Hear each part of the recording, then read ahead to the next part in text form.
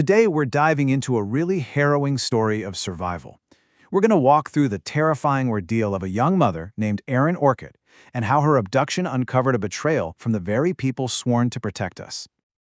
And that's exactly where our story begins. Just picture it. It's a sunny Saturday afternoon in April. Erin Orcutt, who's a new mom, gets to clock out from her waitressing job a little early. She's just happy, looking forward to some unexpected free time, with absolutely no idea that her life is about to change in the most violent way you can imagine. So yeah, Erin was a cocktail waitress over in Ontario, California. The day was slow, so she headed out to her car, probably just thinking about spending the afternoon with her son. It was a completely normal, everyday moment, the kind we all have. And what's so chilling is just how fast everything went wrong. As she gets to her car, she hears a noise. And her first thought, oh, it's just a coworker messing with her. But then she turns, and that's when reality just hits her like a ton of bricks. There's a man there, and he's pointing a gun right at her. The parking lot is totally empty. She knows screaming won't do any good. He shoves her into the driver's seat, gets in right beside her, and just tells her to drive. So as she pulls out of that parking lot, the horror just ramps up. She realizes the man actually had an accomplice who stayed behind. So now she is completely alone with this armed man driving to who knows where. But Erin didn't just give up. Not at all. Her mind was just racing. He hadn't given her a destination, so she started driving toward places she knew cops like to hang out. All the while, she's begging him, just take the car, please let me go, while at the same time trying to figure out if she could crash the car or maybe just bail out and run for it.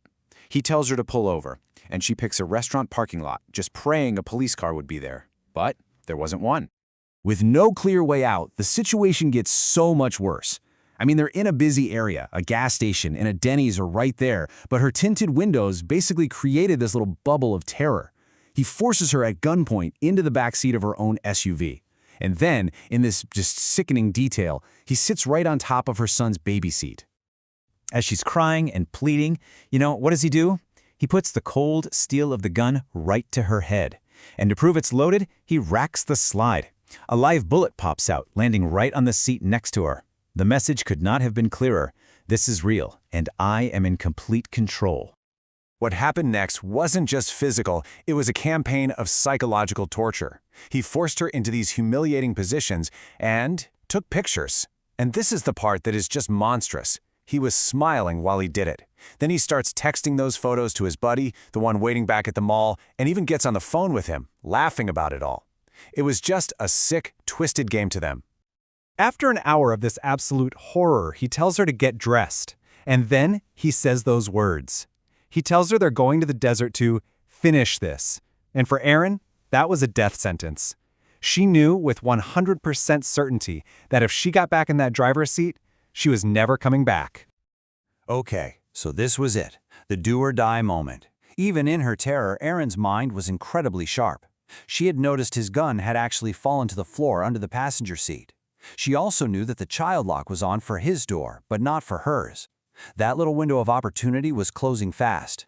And right then, his phone rang again. As he answered it, that split second of distraction was all she needed. She didn't think twice. She just threw her door open and ran.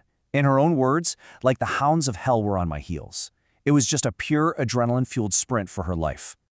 Incredibly, surveillance footage actually caught her desperate escape.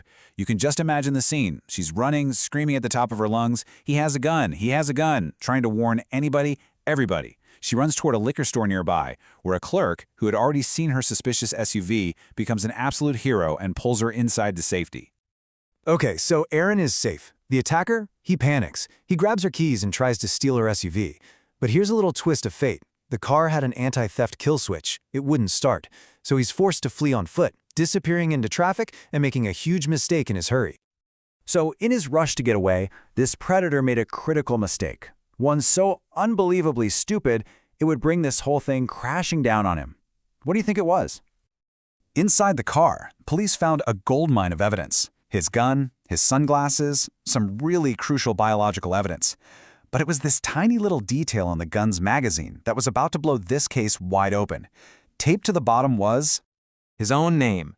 Yes, you heard that right. He had literally labeled the weapon he used to terrorize Erin Orcutt. But the reason why his name was there, well, that's the most shocking part of this entire story.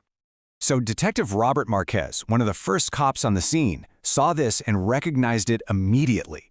As he explains, it's pretty common for police officers to label their magazines so they don't get mixed up with other officers' gear. When Marquez saw that name, his stomach just dropped.